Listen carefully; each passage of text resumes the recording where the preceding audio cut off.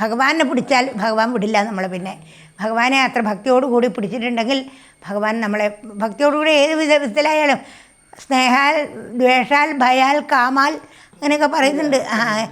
ഏത് വിധത്തിലായാലും ഭഗവാനെ ആശ്രയിച്ചാൽ ഭഗവാൻ പിന്നെ നമ്മളെ വിടില്ല. അങ്ങനെ ആ പൂതന മരിച്ചു വീഴും. പൂതന മരിച്ച് വീഴുമ്പോഴേക്കും വലിയ രാക്ഷസീ സ്വരൂപമായിട്ട് ഗഹ്വരം പോലത്തെ അങ്ങനെയൊക്കെ പറയുന്നുണ്ട്, വർണ്ണിക്കുന്നുണ്ടത്.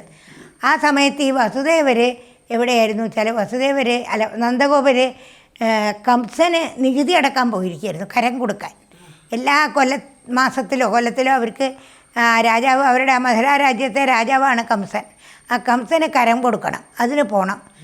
അതിന് വസുദേവർ 3-4 ആളെ കുട്ടികളെ, ബലരാമനുണ്ട്, കൃഷ്ണനുണ്ട്, 2 ചെറിയ കുട്ടികൾ, രോഹിണിയും യശോദയും, അവരെ നോക്കാനായിട്ട് 2-3 ആളുകളെ ഗോപന്മാരെ ഏർപ്പാടാക്കിയിട്ട് വസുദേവരും നന്ദഗോപരും 3-4 ആളുകളും കൂടി കംസൻ്റെ അടുത്ത് പോയിരിക്കുകയായിരുന്നു.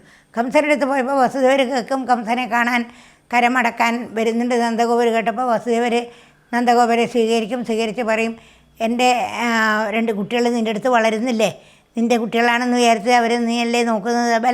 എൻ്റെ ഒരു കുട്ടി, 2 കുട്ടികളല്ല, ബലരാമൻ വസുദേവരുടെ കുട്ടിയാണെന്ന് അറിയാമല്ലോ.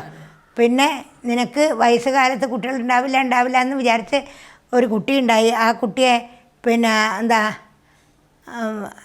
എനിക്കും എൻ്റെ കുട്ടി പോലെ തന്നെ ഞാൻ ആ കുട്ടിയെ കണക്കാക്കുന്നുണ്ട്, സന്തോഷമായി എനിക്കും എന്നൊക്കെ പറഞ്ഞ്, അതുകൊണ്ട് ഇനി വേഗം തിരിച്ചു പോയിക്കോളൂ, ഇവിടെ അധികം താമസിക്കേണ്ട, കംസനെ കണ്ട് കരടച്ച് കഴിഞ്ഞില്ലേ, ഇനി ഇവിടെ നിൽക്കേണ്ട, അത് ഗോകുലത്തിൽ എന്തൊക്കെയോ ദുശഗുണങ്ങൾ കാണുന്നുണ്ട്, അവിടെ എന്തോ സംഭവിക്കുന്നുണ്ട്, അതുകൊണ്ട് വേഗം പോയിക്കോളൂ പറഞ്ഞ് നന്ദഗോപർ വേഗം തിരിച്ചു പോവാണ്.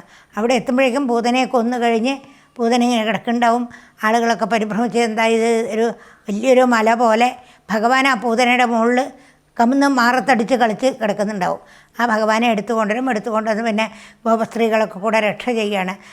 ഗോമൂത്രം കൊണ്ട് കുളിപ്പിക്കുക, പശുവിൻ്റെ അടിയിൽ കൂടെ ഒന്ന് ഒഴിക്കുക, ചാണകം കൊണ്ട് കുറിതൊടിക്കുക, പിന്നെ മന്ത്രങ്ങൾ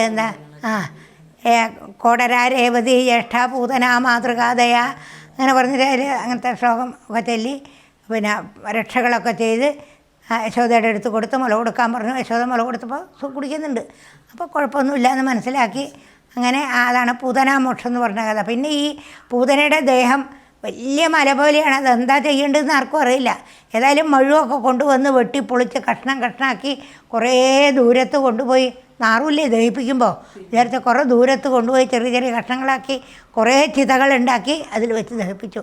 പക്ഷേ ആ പൂതനയുടെ ദേഹം ദഹിച്ചപ്പോൾ നല്ല അകില് ചന്ദനം ഒക്കെ പുകച്ച മാതിരിയുള്ള സുഗന്ധമായിരുന്നു വന്നിരുന്നത്. ഭഗവാന് പാല് കൊടുത്ത അമ്മയല്ലേ, ആ അമ്മയുടെ ദേഹത്തിൽ എങ്ങനെയാണ് ദുർഗന്ധം ഉണ്ടാവുക? എല്ലാവരും അത്ഭുതപ്പെട്ടു ഈ സുഗന്ധം. അപ്പോഴാണ് വസുദേവരെത്തുന്നത്. ആ സമയത്താണ് വസുദേവരും അത്ഭുതമായി. നന്ദഗോപർ അത്ഭുതപ്പെട്ടു, എങ്ങനെയാണ് ഇങ്ങനൊരു ഭാഗ്യമുണ്ടായത്? അഹോഭഗീയം സ്തന കാളകൂടം ജിഹാംസയ അപായതഭ്യസാധി ലേഭേഗതിയും ധാതൃജിതാമധന്യം കംവാദയാലും ശരണം വ്രജേമ. വിതുരനോട് ഉദ്ധവൻ പറയുന്ന കഥയാണ്, അതിലുള്ള ശ്ലോകമാണ് 3-ാമത്തെ സ്കന്ധത്തിൽ അതിലുള്ള ശ്ലോകമാണ്. അത്ര ദയാണ് ഭഗവാൻ. ഈ കൊല്ലാൻ വന്നയാൾക്കും കൂടി മോക്ഷമാണ് ഭഗവാൻ കൊടുത്തത്. ഇങ്ങനൊരു ദയ ആർക്കാ ഉണ്ടാവുക വേറെ പറഞ്ഞിട്ട് ആ സുഗന്ധം വന്നു എന്നാണ് പറയുന്നത്.